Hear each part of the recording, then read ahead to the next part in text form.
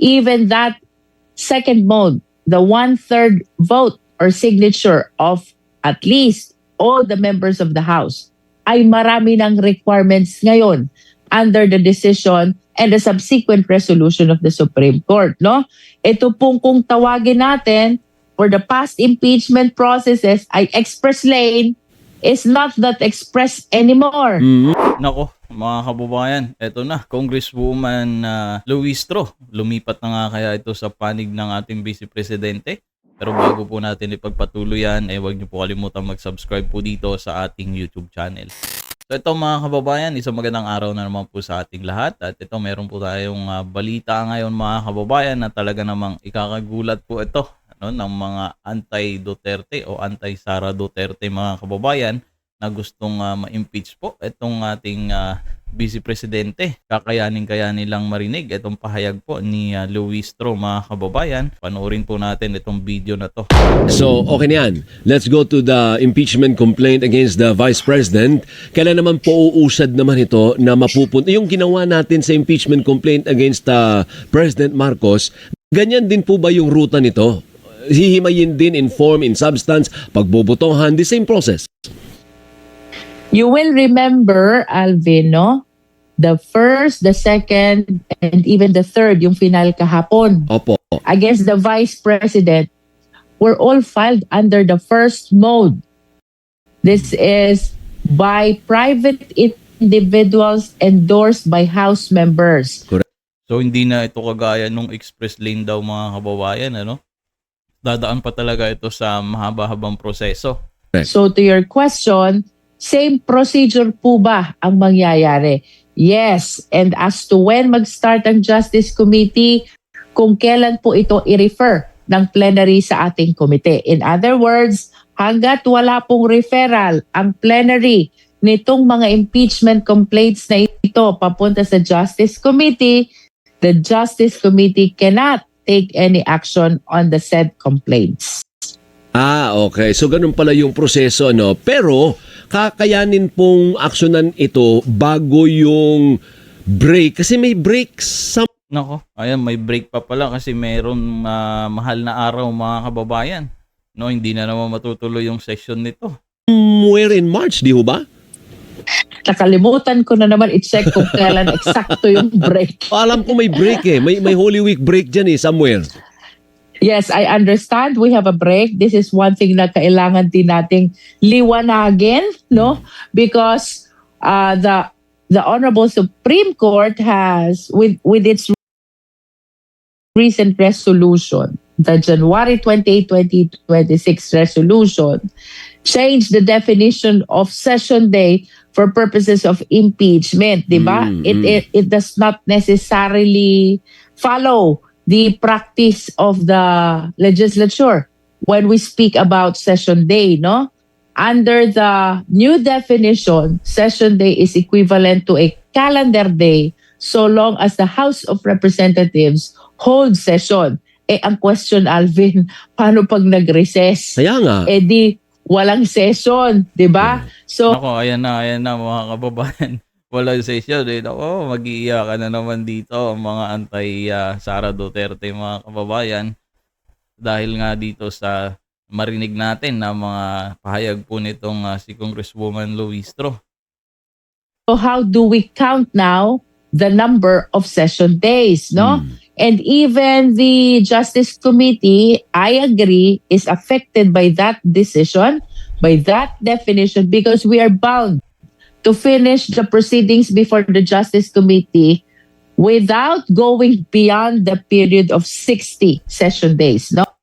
Dapat sa nalolooban ng 6 na po na session days, makapag-submit kami sa plenary ng report with respect to the impeachment proceedings. Alvin. Kaya nga po, so paano kayang gagawing diskarte? Or the other way, hindi ba pwedeng yung 1/3, di ba may ganyang mode din?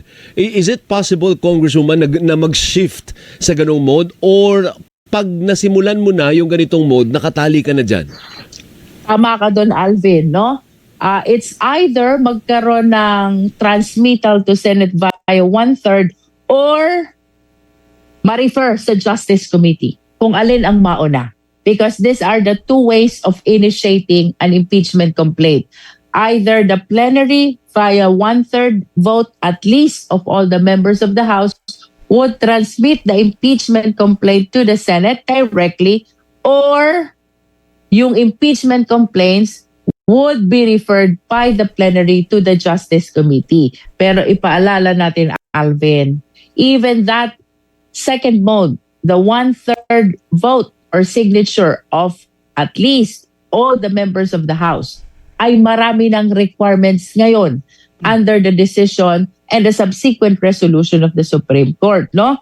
Ito pong kung tawagin natin for the past impeachment processes ay express lane is not that express anymore.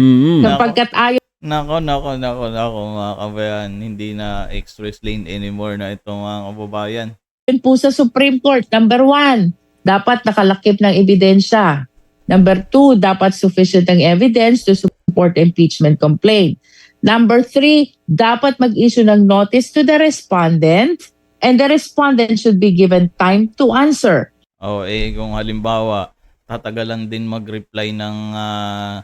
Number 4, the physical copy of the complaint along with the evidence should be given to the individual members at the time of the approval of the impeachment complaint in the plenary. And of course, number 5, we should give ample time to the individual members to assess, study the impeachment complaint along with the evidence before they arrive to their respective judgment. Itong 5 ito, Alvin, are formalities that need to be observed before transmitting the impeachment complaint to the Senate, no? So, mukhang malabong madala po ito sa Senate, mga kababayan, kasi sa dami ng mga requirements at ito mukhang halatado naman sa mukha po ni Congresswoman Luistro na mahihirapan itong mga nag-file ng impeachment complaint po dito sa ating Vice Presidente. So, totoo, hindi naman ipinagbawal ng Supreme Court yung second mode. However, may mga requirements na kailangan sundin bago i-transmit itong impeachment complaint sa Senado. And that was not present in the previous practices, Alvin. So most likely, hindi yun yung mode na gagamitin for the impeachment ng Vice President, Congresswoman. Based on your assessment, mukha likely na ang gagamitin ay itong dadaan sa pagsusuri ng Committee on Justice.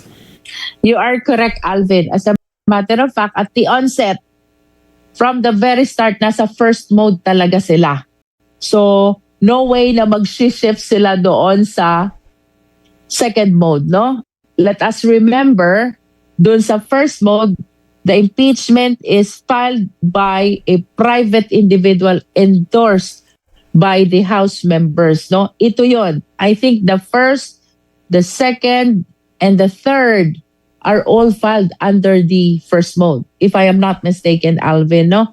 I do not have yet the copy of these complaints, but that's what I see from news, na merong private individual complainant tapos ini-endorse siya ng House members. So that makes their impeachment complaints fall under the first mode of filing an impeachment complaint. Sila-sila lang din yun eh. No, yung mga ayaw kay Vice President Sara Duterte, sila-sila lang din yun. Okay, very good. Sana ganyan lahat magpaliwanag. Napakalinaw. Profesoran dating. Congresswoman, thank you ha. Wag po kayong magsawa sa amin. Maraming salamat po and keep up the good work. Ano po? So ayan mga kababayan, narinig na nga po natin itong naging pahayag po dito ni Congresswoman Luistro po, na talaga namang base po dito sa punto ay mahihirapan po, susuot talaga ito sa butas ng karayom. Bika nga mga kababayan. Kung may opinion ka, comment mo lamang po dyan sa baba. Maraming salamat po.